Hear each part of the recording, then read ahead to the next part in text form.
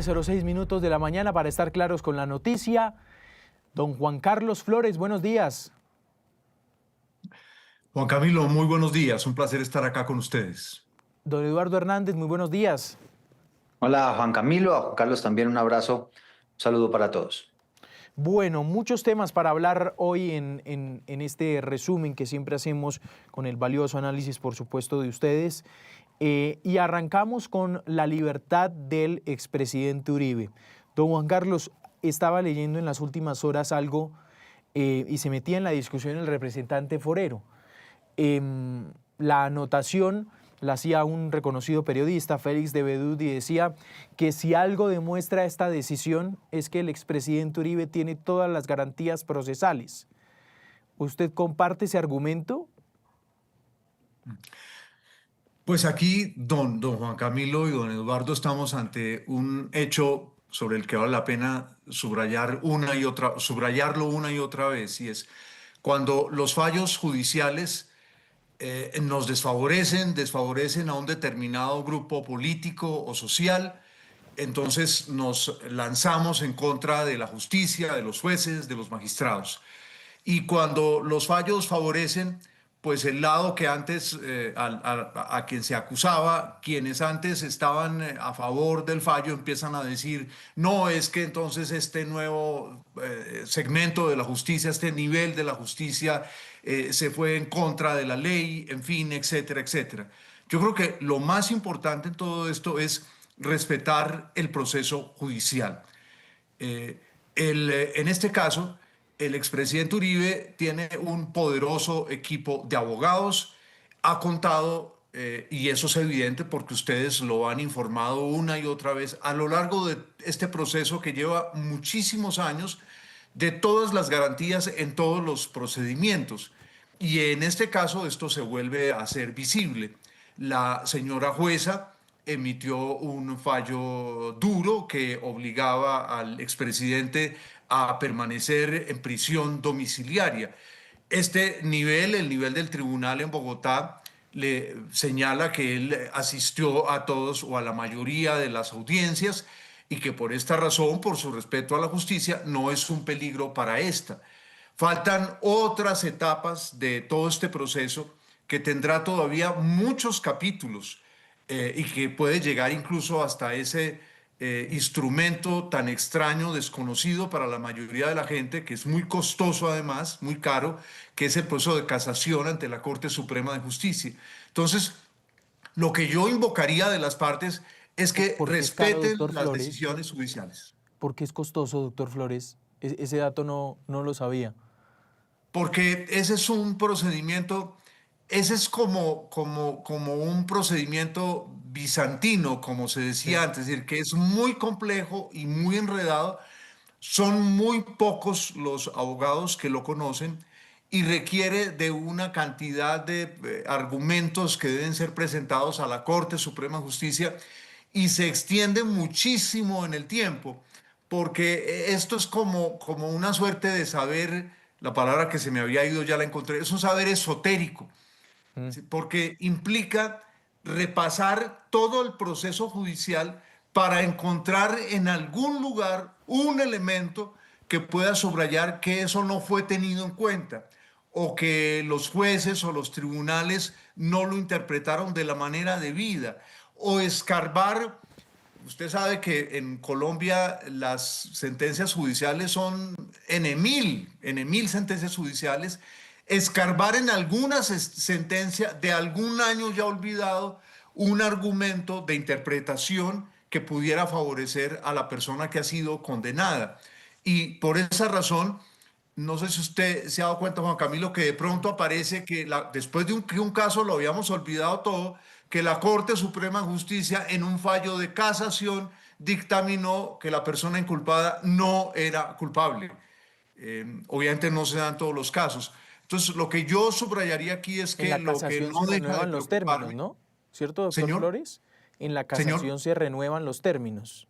Sí, sin duda. Por esa es como es como centrarse en otra dimensión. Hace muchos años se puso muy de moda en la física la existencia de los mundos paralelos y todo el mundo habla de mundos paralelos.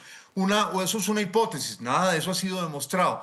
Pero en el caso de la justicia colombiana sí existe un mundo paralelo para el que tiene recursos y ese mundo paralelo se llama la casación. Sí, La Eduardo, palabra sí está rara, ¿no? claro, Casación. Edu. Bueno, pues mire, yo un poco acogiendo ese comentario que estaba haciendo Juan Carlos, para mí es importantísimo que se conozcan cuáles son las reglas del juego en materia judicial para los colombianos. Aquí básicamente estamos hablando de unos procesos que efectivamente son extensos, pero también de unos derechos que tienen todos los ciudadanos de acuerdo con la Constitución de nuestro país, y eso se llama presunción de inocencia.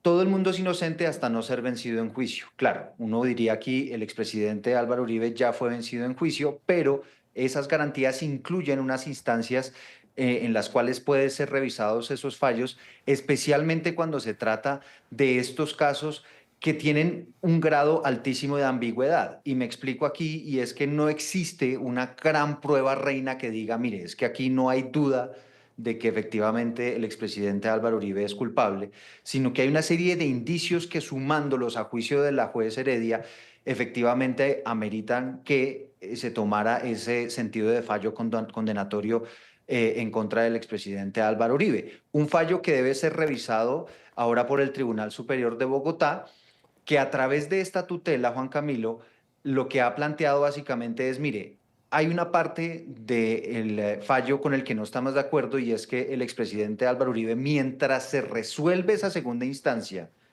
¿cierto? Por eso es tan importante, y usted escucha en las noticias decir, el expresidente Álvaro Uribe fue condenado en primera instancia. Claro, primera instancia quiere decir todavía hay una segunda instancia y podría eventualmente llegar hasta la Corte Suprema de Justicia, como nos está diciendo Juan Carlos.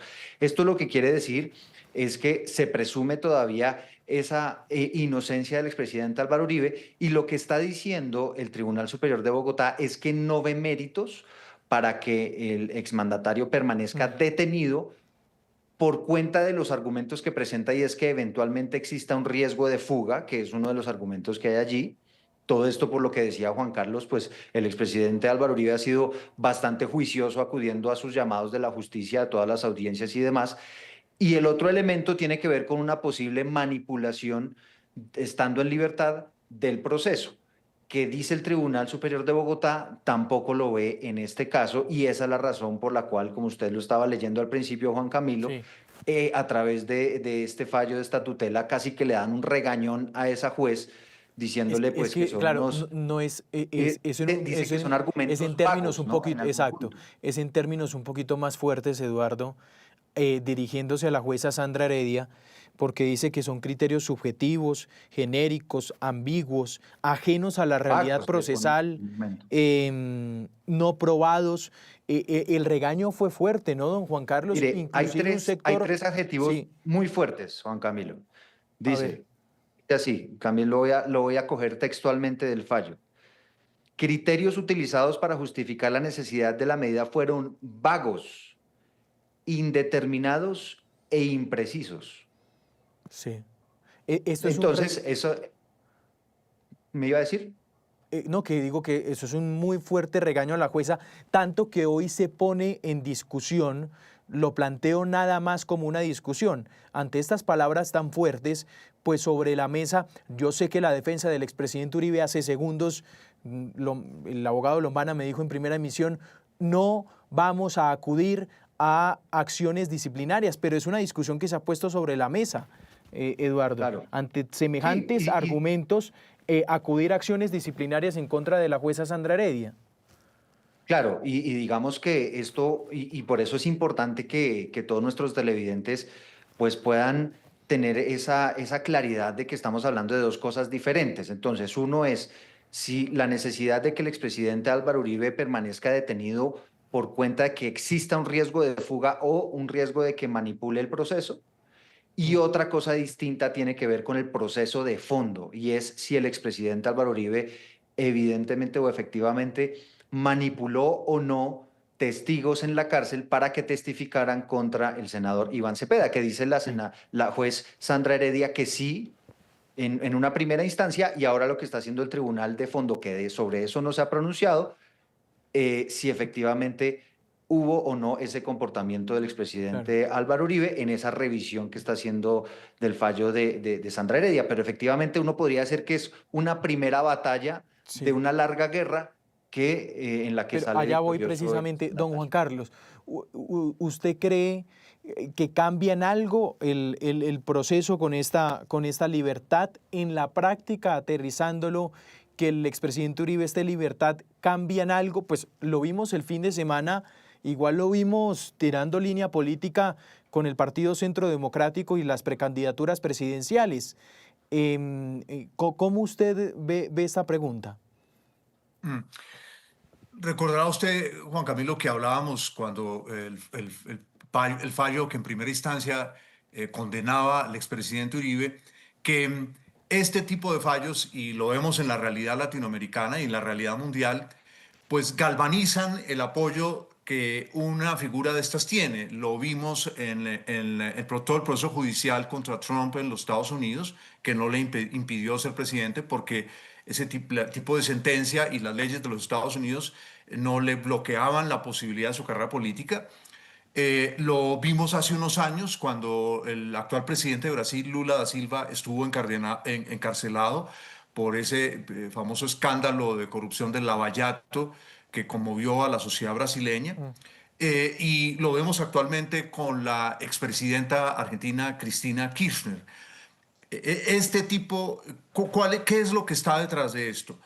Lo que está detrás de esto, al lado del proceso judicial, es que frente a Trump, frente a Bolsonaro actualmente Cristina en se asomaba Brasil, al balcón, ¿se acuerda, doctor y Flores? se sigue asomando al balcón, los Teniendo jueces le detención. dijeron, Exacto. claro, los jueces le dijeron Muy que criticado. podía hacerlo, pero que no debía perturbar mucho la vida de sus vecinos, aunque ese es un sector de Buenos Aires que no es ya completamente residencial, es un viejo sector de Buenos Aires, muy deteriorado en una parte y muy bonito arquitectónicamente en otra, donde ella vive, tal vez es Constitución, si mal no recuerdo, pero puedo estar equivocado. Entonces, a lo que yo voy es cuando la justicia tiene que ver con personas de tantísimo poder, eso no lo podemos olvidar, porque en teoría la presunción de inocencia, como bien decía Eduardo, se presume para todos, pero la gente de poder y la gente de dinero tiene más posibilidades de demostrar su inocencia, pues porque puede contratar más peritos, más abogados de postín, eso juega, pero al mismo tiempo no olvidemos que la justicia colombiana está actuando en unas circunstancias muy difíciles, porque Colombia literalmente está partida en dos. Quienes, los partidarios del expresidente Uribe, quienes presumen y ya han sentenciado que él es definitivamente inocente, diga lo que diga la justicia. Y los adversarios del expresidente Uribe, quienes consideran que el expresidente es culpable, diga lo que diga la justicia.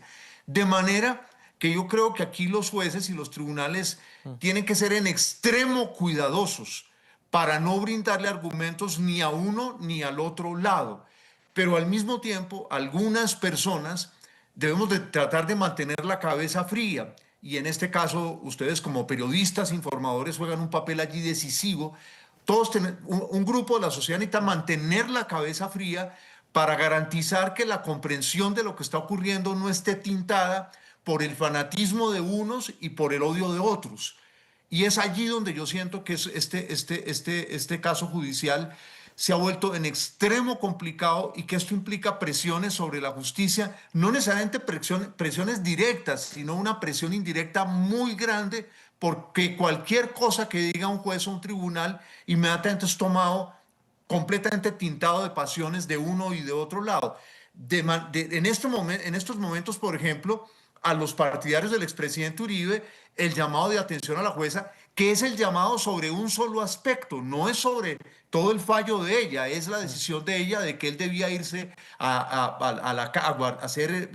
estar encarcelado domiciliariamente, pero por ejemplo, uno empieza a oír entre los partidarios del expresidente Uribe que esto deslegitima todo el fallo de la jueza, y a mí eso me parece peligroso, Una porque cosa es una entonces cosa y otra cosa es otra cosa, sí. de acuerdo, y porque vuelve los fallos de los jueces, entonces vuelve todos los fallos de los jueces cuando hay gente de poder en fallos políticos. Y ahí hay un peligro indudable e inmenso. Sí, vamos a pasar a otro tema. Hay muchas noticias hoy, por supuesto. Ayer también una decisión muy fuerte de la Procuraduría. Suspende por 3 meses al señor Alfredo Sade, lo que complicaría, por supuesto, el camino, lo que complicó el camino a la intención que tenía el presidente Petro de nombrarlo como embajador en Brasil. Todo esto con el tema de los pasaportes. Todo esto en medio de una investigación que hemos conocido varios detalles, utilizando 4 testimonios de funcionarios de la Cancillería, donde, entre otras, los cargos que señalan al pastor Alfredo Sade, entre otros, son extralimitación de funciones. Habría, por ejemplo, ordenado ciertos mecanismos para retrasar las citas con los pasaportes. Bueno, todos estos testimonios que se han dado inclusive por parte del vicecanciller Mauricio Jaramillo. En tema político, don Juan Carlos, ¿usted cómo ve esta suspensión? Pues yo partiría desde el hecho de que el presidente Petro hubiera nombrado a una persona como estas, que es un showman. Esta persona no es un estadista, no es una persona de una trayectoria respetada en la vida pública colombiana. Lo hubiese nombrado en ese cargo tan importante. Y eso evidencia la ligereza con que en no pocas ocasiones el presidente Petro asume sus responsabilidades como al vaivén de sus caprichos. Y eso es muy peligroso para una figura que además pretende pasar a la historia de Colombia como un gran presidente reformista, lo que exigiría de una selección de las personas que le colaboran rigurosa, cosa que no se ha visto en hechos como por ejemplo haber escogido al dueño del Partido Verde, hoy prófugo de la justicia, para cargos tan importantes como jefe de la inteligencia en Colombia, y luego lo que antes se llamaba secretario general de la presidencia, hoy refugiándose bajo las naguas de la dictadura de Ortega en Nicaragua, con un rol muy sospechoso de gente del mismo gobierno de Petro, que ahora se lava las manos el gobierno Petro. Pero más grave aún me parece nombrar a una persona como estas como embajador ante una de las potencias latinoamericanas, uno de los países más representativos de América Latina, que además tiene un inmenso liderazgo mundial. Recordemos que el Brasil es un país decisivo en esta agrupación de estados no occidentales, los BRICS, que hoy es uno de los referentes en la política mundial, que incluso ha creado un banco para el desarrollo que preside una expresidenta de Brasil, la señora Dilma Rousseff, un banco del que Colombia necesita mucha ayuda para todos los proyectos de inversión que Colombia requiere. Entonces, yo me imagino la molestia en la Cancillería de Plan Alto en Brasilia y del gobierno de Brasil, de que en un momento en que se requiere una interlocución de alto nivel, para el tema de la Amazonía, imaginemos que nosotros necesitamos el apoyo de Brasil para resolver las diferencias alrededor del río Amazonas tan complejas que existen. Entonces, yo pues creo que la Procuraduría tiene unos elementos de juicio para sancionarlo, pero lo que más preocupante me parece es que con tanta ligereza el gobierno Petro haya manejado nuestras relaciones internacionales. Nombrar a un canciller como Leiva, del cual ahora pues Petro dice que es su principal enemigo, que lo quiere tumbar, a la señora Sarabia sin ninguna experiencia en política internacional, a muchos embajadores y cónsules cuyo nombramiento ha sido suspendido por el Consejo de Estado, y ahora a una figura, perdónenme la expresión, no lo digo de él como ser humano, en eso me merece todo el respeto, sino en la vida pública, una figura payasesca, una figura cantinflesca para una embajada de la importancia de Brasil, un país con el que además hay muchas posibilidades de intercambio de todo tipo, cultural, económico, deportivo, medioambiental. Sí, Eduardo. Pues mire, usted creo que ha puesto el dedo en la llaga, Juan Camilo, y evidentemente esto que está diciendo Juan Carlos también nos ayuda a entender un poco el contexto en el que se dan estas decisiones. y es de alguna manera la manera como el gobierno ha venido manejando sus relaciones internacionales. Y creo que este conflicto que se dio en los pasaportes es muestra de ello y termina en lo que termina, pues porque efectivamente, perdóneme la expresión que voy a usar, es una chambonada, porque usted teniendo una canciller que ya sabe para dónde va con el tema de los pasaportes. Le dice al presidente Gustavo Petro, mire, lo que hay que hacer es esto. La imprenta nacional no está lista para imprimir pasaportes, para expedirlos, hay que hacer una prórroga a los señores de Thomas Gregg y entonces como ese camino no le servía al presidente, entonces pone a un señor de jefe de gabinete que termina metiendo las narices en la Cancillería a tomar decisiones de política internacional y no solamente eso, sino dando instrucciones a los funcionarios de la Cancillería a pesar de que existía una canciller. Ahí es donde está viendo la Procuraduría que efectivamente hay una extralimitación de funciones, es decir, termina una persona que nada tenía que ver con el asunto metiéndose en el tema,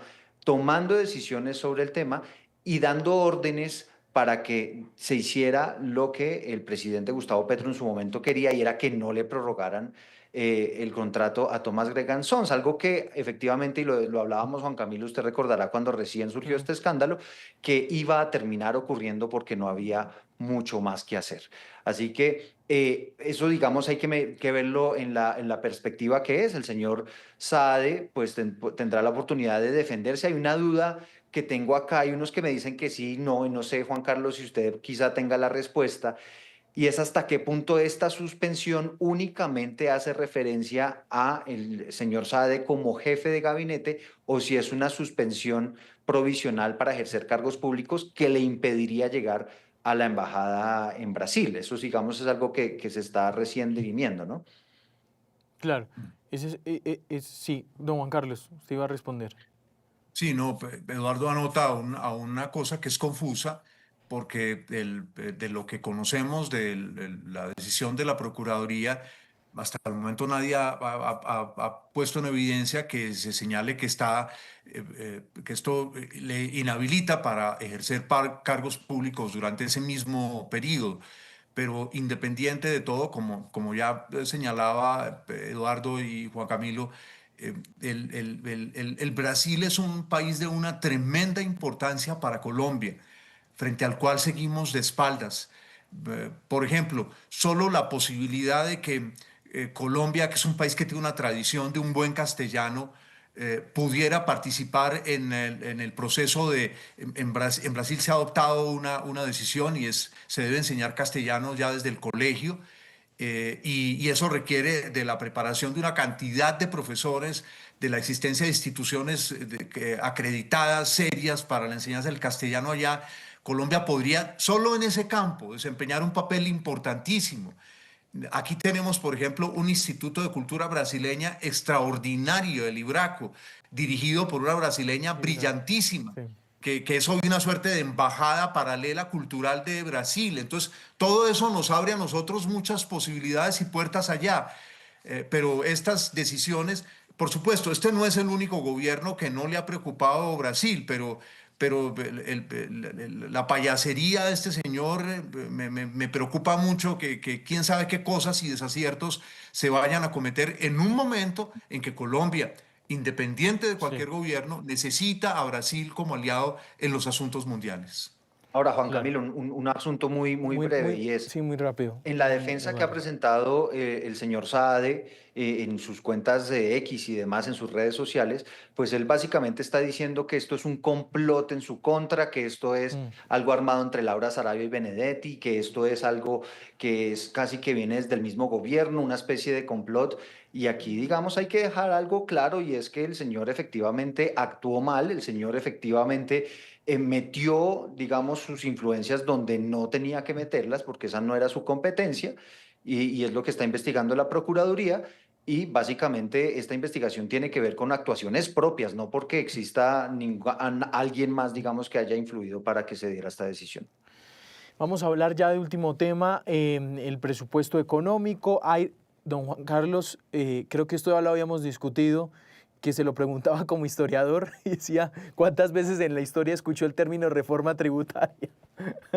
Bueno, ayer lo escuchamos una vez más por parte del ministro de Hacienda. Será por 26 billones.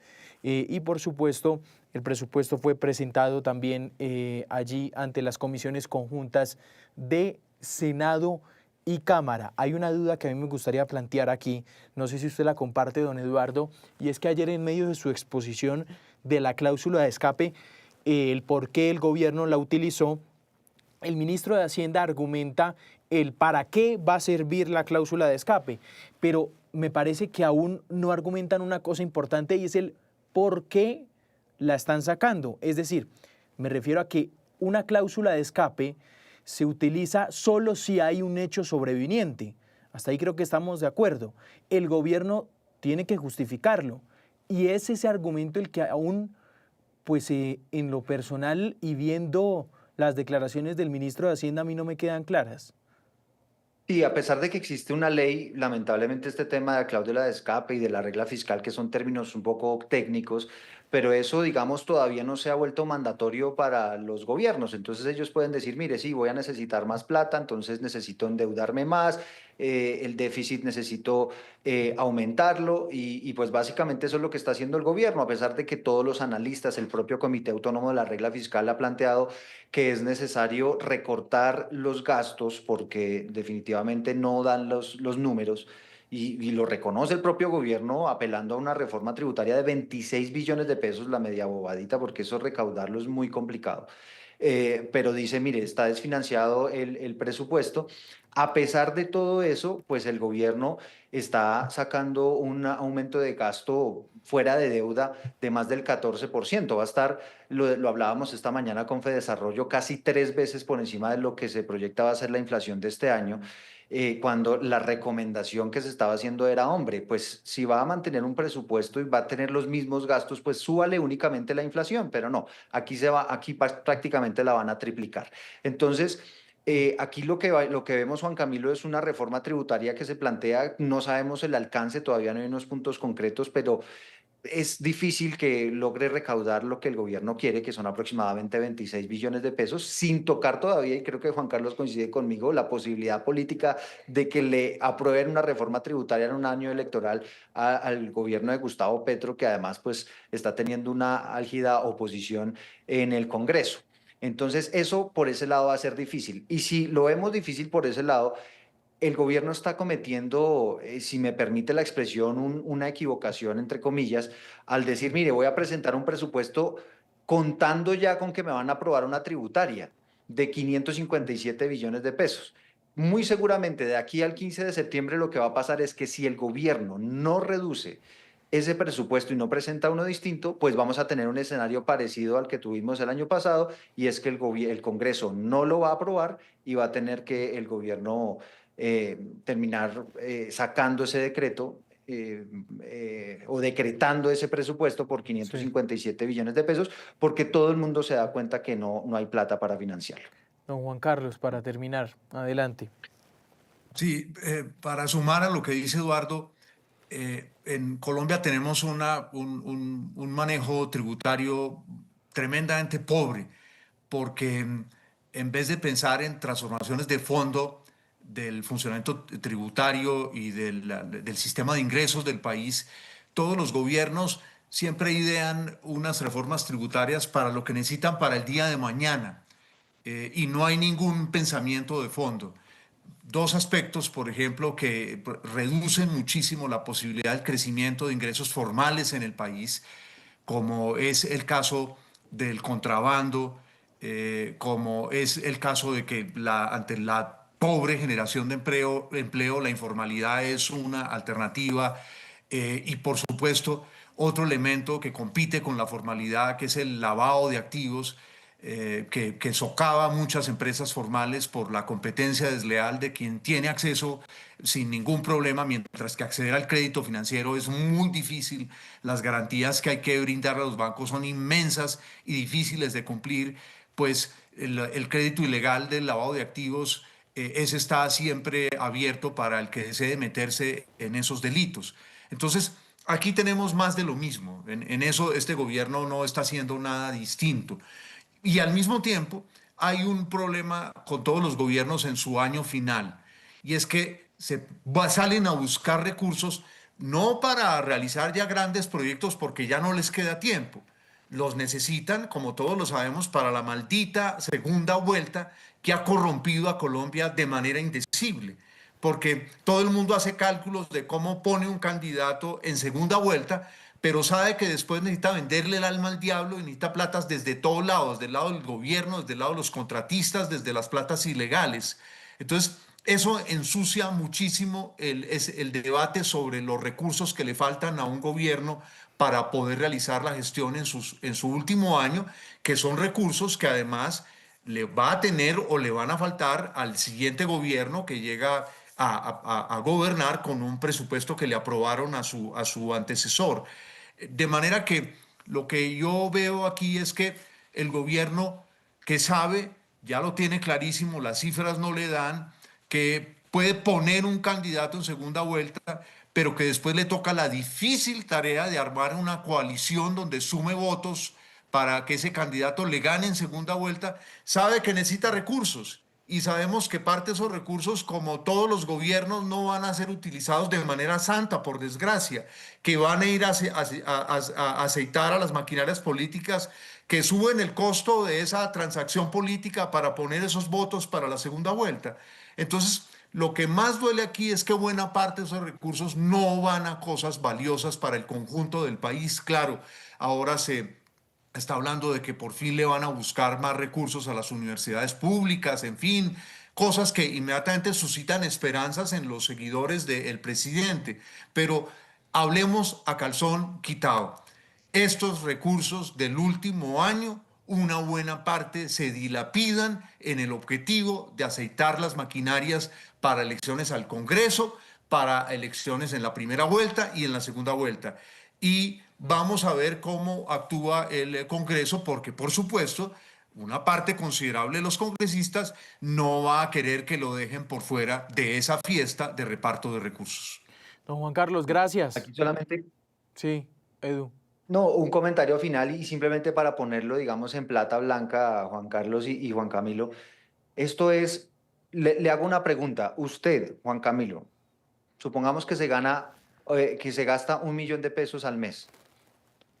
¿Usted, Juan Camilo, como persona natural, haría cuentas alegres de que el año entrante se va a empezar o se va a meter en una deuda que lo va a obligar a gastarse 1.500.000 cuando lo que se gana no le alcanza? No cuento con lo que tengo. Con lo que tiene, ¿cierto? Y Sí. no previendo que Como es eventualmente responsable, ¿no? pueda ganar más plata, Esto lo hago para ¿no? quedar bien, ¿no? Sí, eso. Juan Carlos no me Pues ahí cree. está. Eduardo, es además tan joven no le Uno creo. despilfarra, es verdad, uno despilfarra mucho. Uno ¿Cuánto vale un mucho, perfume hoy, por ejemplo? Exacto. pero hay quienes dicen exacto. que el gobierno también despilfarra mucho, ¿no? Ya para volver la Bueno, macroeconomía. exactamente. Sí. Por eso, entonces aquí básicamente están haciendo unas cuentas de que me voy a ganar una plata adicional el año entrante y lo estoy metiendo en mi presupuesto cuando en realidad no la tengo. Entonces ahí es donde está el problema de todo este asunto. Es bueno el ejemplo. Don Juan Carlos, gracias, un abrazo. A usted, Juan Camilo, Eduardo, un placer estar con ustedes esta mañana. Edu, un abrazo.